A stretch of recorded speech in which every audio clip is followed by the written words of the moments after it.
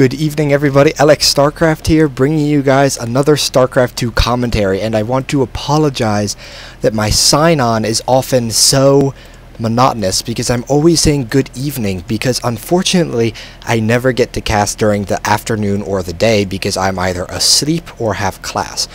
But I promise you guys I will try to cast at some other point during the day, sometime in the near future. Now as you guys can see, these two players not really speaking English. They are speaking Russian or Ukrainian, something in that area, because it is going to be between WhiteRa, who is everyone's favorite Ukrainian Protoss player, and EmpireKas, who I know is European. I suppose he's Ukrainian as well. And the one amazing thing you guys will notice about this game, there is no zerg in it. Oh my god. Now this is going to be a challenge for me because of course I am a zerg player. I have always been a zerg player. I cast games with zergs in them, so it will be interesting to see whether I'm able, or how well I'm able to do casting a game without a zerg in it. Especially because I not only don't know the strategies of one of the races from doing it, I don't know the strategies that the other races will be doing against it. I will not understand them, and so I will be trying to make sense of everything going on so far. Now I do understand one is a supply depot, one is a pylon. That makes sense to me. So we're off to a good start. So, as I said, this is going to be between EmpireKas and WhiteRa. Of course, WhiteRa is a fan favorite. He's about 30 years old. Very famous for his many special tactics, including mass carrier, heavy warp prism play, and going for a Nexus first against Terran. So, very risky build, of course. Of course, it's not risky at all when your opponent goes command center first as well. So, of course, this is Tal'Darim Altar, for those of you that don't know. As you can see, it's a huge macro map. There's expansions everywhere. The distance between their bases is enormous. So, it's a great map if you're going to do something like Nexus first or command center first. It's a great map to do it on. Now, of course, we see WhiteRa is going to be spotting this command center. He knows, okay, he's going to try and do a little pro-harass. EmpireKas will probably be pulling another SCV. Yeah, here it is. And he shouldn't lose this. He'll probably pull it back if he needs to. Yeah, there it is. And so he's just continuing it with a strong one, sending down a third SCV. So this probe doing a little bit of work, denying a little bit of mining. But so far, everything's just looking more or less standard. WhiteRa just getting his gas, and EmpireKas throwing down his 2 barracks. This is probably just going to be for some Marines, of course, especially because he has no gas. But of course, Marines are often not always the best thing against a Protoss. He's actually a little bit supply blocked. Wow, he does not even have a command center or a supply depot on the way, does he? Okay, apparently he did. But anyway, Marines are very good for the early defense against Protoss, especially with the bunker. The bunker makes a big difference because Stalkers are faster than Marines, and they are also have a longer range than Marines, so they can actually kite them indefinitely and just pick them all off without ever taking any damage. Now, the bunker, you can put Marines in it. Of course, it provides some defense, but as it says there, bonus +1 range to units inside, which would make the Marine range the same as the Stalker, meaning you should be able to defend. Now, we still have no gas coming down from EmpireKas. I'd imagine we'd be seeing that soon, just because he's starting to rack up a good number of minerals, and he's with just SCVs and mules and supply depots and Marines, you can't do a whole lot. Your strategies are a little bit limited. And we see WhiteRa just starting to get out the Cybernetics core. We do have the Stalker being chrono boosted out. Probably going to be able to catch this. Well, actually, no. I don't think it'll be able to catch this SCV. SCVs are fast little buggers. You see the Stalker's only 0.1 faster, so it's not going to chase it out all across the map.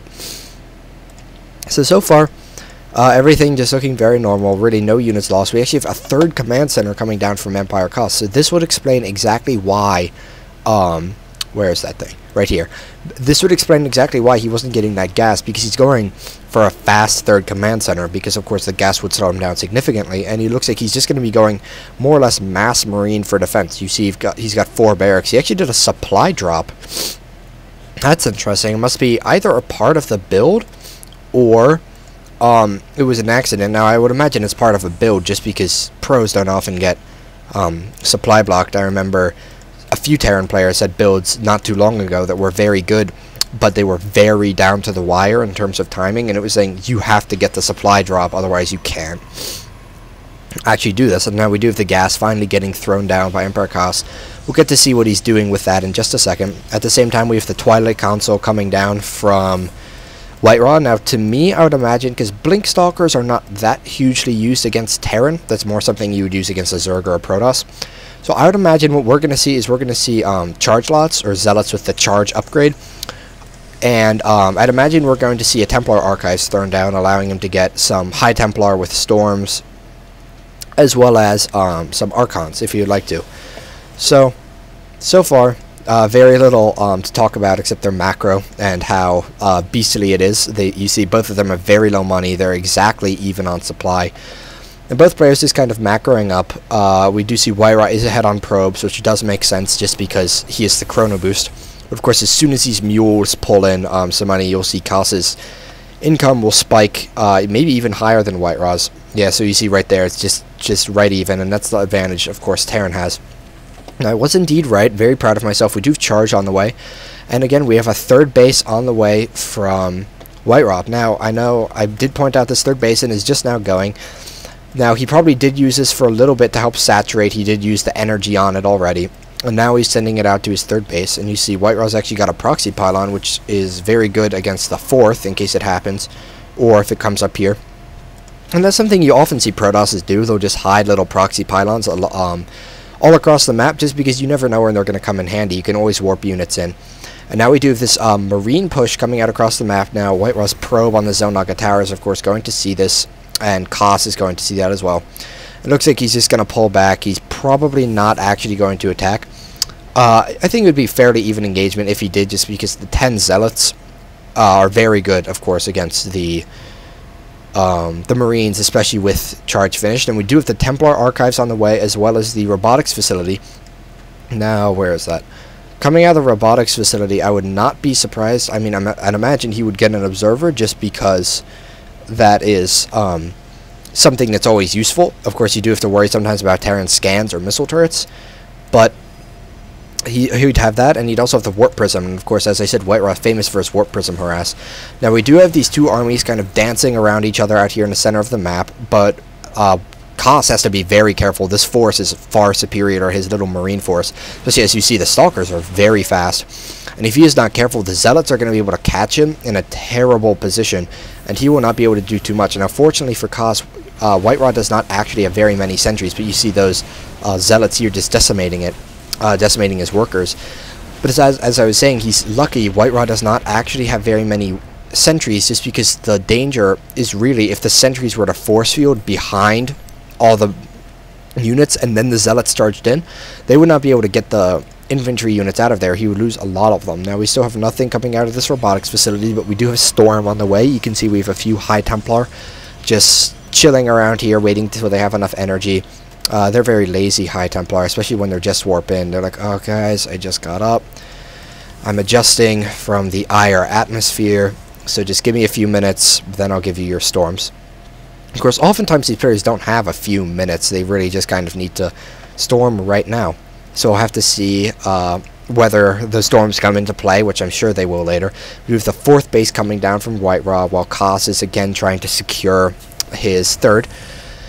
And again, not too much to speak of so far this game. Both players very much just macroing up. You see WhiteRa's adding on gateways, while Kas is focusing very heavily on his upgrades. Of course, upgrades so important for Terran, especially for something like these Marines, where if you think, if they're doing an extra 1 damage every 0.86 seconds, even less so if they stim, then they will be doing so much more damage over the course of the 20-30 shots that they can take in 10 seconds if they've stimmed.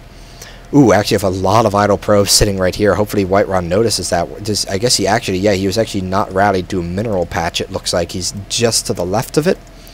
So he does have those down now. And again, we're just macroing. Now we do have the big bio ball pushing out from Kas. We just see a lot of Marines, a good number of Marauders, and we do see he's actually ahead on supply now. So it'll be interesting to see how this fares. The one Zealot charging in my life for ire, and then just getting completely destroyed by all the Marauders and Marines whose life is for, I guess, not Earth, because they don't live there.